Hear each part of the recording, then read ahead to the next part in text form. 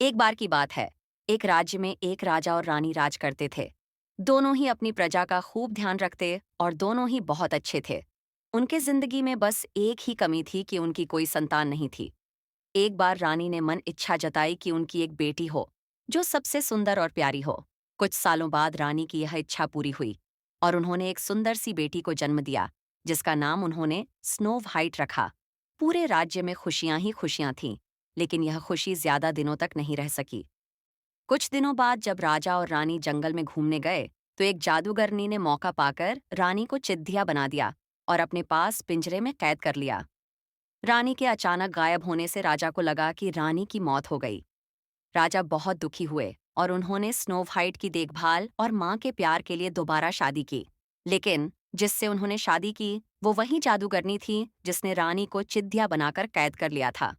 उस जादूगरनी ने रूप बदलकर राजा के साथ शादी की थी। उसकी चिद्धिया को देख स्नो वाइट बहुत खुश हुई और उसने वो चिद्धिया उससे मांग ली। इस बात से अनजान कि वो चिद्धिया उसकी माँ है, स्नो वाइट उसे बहुत प्यार से अपने पास रखती।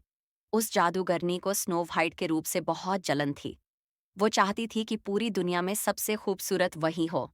उस जादूगरनी के पास एक जादुई आईना था, जिससे वो हर रोज पूछती कि सबसे सुंदर कौन। हर बार आईने का जवाब आता, रानी, आप तो सुंदर हैं ही, लेकिन स्नो वाइट आपसे भी ज्यादा सुंदर है। यह सुनकर उसे बहुत गुस्सा आता। एक दिन उसने फैसला कर लिया कि वो स्नो वाइट को मार डालेगी। इसके लिए उसने एक मंत्री को बुलाया और उससे कहा, जाओ, जाकर स्नो वाइट को मार डालो। मंत्री डर गया और स्नो वाइट को जंगल में ले गया, लेकिन उसे मार न सका। उसने स्नो वाइट को सारी बात बताई और उसे भाग जाने को कहा। स्नो वाइट दुखी हो गई और वहां से भाग गई। मंत्री ने वापस आकर झूठ बोल दिया कि उसने स्नो वाइट को मार दिया है। जादूगरनी रानी बहुत खुश हुई। उधर स्नो वाइट जंगल में भटक ही रही थी कि उसकी नजर एक छोटी सी झोपड़ी पर गई। वो उस झोपड़ी में चली गई। वहां उसने देखा कि बहुत छोटी छोटी 7 प्लेट लगी हैं और उसमें कई तरह के भोजन हैं। स्नो वाइट को भूख भी लगी थी, तो उसने हर प्लेट में से थोड़ा थोड़ा भोजन कर लिया। फिर उसकी नजर वहां लगे 7 बेड पर पड़ रही। स्नो वाइट को नींद भी बहुत आ रही थी, तो वो आराम करने का सोचकर एक बेड पर लेट गई। लेटे लेटे उसे नींद आ गई और वो सो गई। तभी थोड़ी देर बाद वहां 7 बौने आए। उन्हें अंदाजा लग गया था कि वहां कोई आया है। जैसे ही उनकी नजर स्नो वाइट पर पड़ी, उसकी खूबसूरती देख बौने उसे देखते ही रह गए। तभी स्नो वाइट की नींद खुली और उसने डरते हुए बौनों को सारी बात बताई। बौने उसकी बात सुनकर चौंक गए और उन्होंने कहा, स्नो वाइट, अगर तुम हमारे लिए हमेशा अच्छा खाना बनाओगी और हमारे घर का ख्याल रखोगी, तो तुम हमारे साथ रह सकती हो।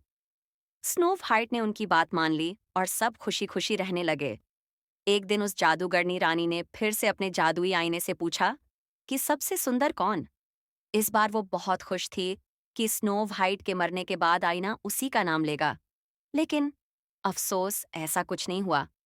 आईने ने फिर कहा, रानी, आप हो सबसे सुंदर, लेकिन आपसे भी सुंदर है स्नो वाइट। रानी यह सुनकर हैरान रह गई और सारी बात समझ गई कि मंत्री ने उसे धोखा दिया है। फिर आईने ने उसे बताया कि स्नो वाइट बौनों की झोपड़ी में रहती है। यह सुनने के बाद जादूगरनी रानी ने तरकीब निकाली। उसने जादू से जहरीला सेब बनाया और उसे स्नो वाइट को खिलाकर उसे हमेशा के लिए सुलाने का सोचा। वो अपना रूप बदलकर स्नो वाइट के पास पहुंची। उसने स्नो वाइट को सेब खरीदने को कहा और खरीदने से पहले उसे छकने के लिए वो जहरीला सेब दिया। स्नो वाइट उसे बूढ़ी औरत समझकर मना नहीं कर सकी और उसने वो जहरीला सेब छक लिया। सेब छकते ही स्नो वाइट की तबीयत बिगड़ने लगी और उसी बीच वो जादूगरनी अपने असली रूप में आ गई और स्नो वाइट के सामने हंसने लगी। स्नो वाइट अपनी सौतेली माँ को देख हैरान रह गई और गहरी नींद में चली गई। उसके कुछ देर बाद ही वहां बौने आए और स्नो वाइट को वहां पड़ा देख वो दुखी हो गए। उन्हें लगा स्नो वाइट उन्हें हमेशा के लिए छोड़ कर चली गई। उन्होंने उसे दफनाने का सोचा, लेकिन उनका मन न माना और उन्होंने उसे एक शीशे के ताबूत में रख दिया। तभी वहां राजा के दोस्त का बेटा, जो कि एक राजकुमार था, वो आया। स्नो वाइट को देख वो चौंक गया और बहुत दुखी हुआ। उसने बौनों से स्नो वाइट के बारे में पूछा और दुखी होकर स्नो वाइट को ताबूत समेत अपने साथ ले जाने के बारे पूछा। सारे बौने दुखी हो गए। उन्होंने ताबूत का शीशा खोला और राजकुमार ने स्नो वाइट पर प्यार जताते हुए उसके हाथ को चूमा। इतने में स्नो वाइट को होश आ गया। स्नो वाइट ने सबको अपने सामने देख सारी बात बताई। सब समझ गए कि जादूगरनी सौतेली माँ की वजह से ही ऐसा हुआ है। वो बौने जादूगर बनकर राजा के दरबार पहुंचे और उन्होंने कहा कि उन्हें पता है कि रानी को खूबसूरत बनने का शौक है। वो उन्हें बहुत खूबसूरत बना सकते हैं, लेकिन उन्हें उनके साथ चलना होगा। रानी और राजा उनके साथ चल पड़ी और जैसे ही रानी पर सूरज की किरणें पड़ डीं, वो अपने जादूगरनी के रूप में आ गई। वहां स्नो वाइट और राजकुमार भी पहुंचे। स्नो वाइट को देख राजा खुश हो गए। उन्होंने राजा को सारी बात बता दी और फिर बौनों ने अपनी शक्ति से जादूगरनी के जादू को खत्म कर दिया। जादू खत्म होते ही चिद्दिया बनी असली रानी अपने रूप में आ गई। राजा और स्नो वाइट रानी को देख बहुत खुश हुए और जादूगरनी को बंदी बनाने का आदेश दे दिया। इसके बाद राजा रानी ने स्नो वाइट और राजकुमार के विवाह का आयोजन किया और बौनों को तोहफे दिए। सभी खुशी खुशी रहने लगे। कहानी से सीख। इस कहानी से यही सीख मिलती है कि बाहरी खूबसूरती से ज्यादा अंदर की खूबसूरती ज्यादा मायने रखती है।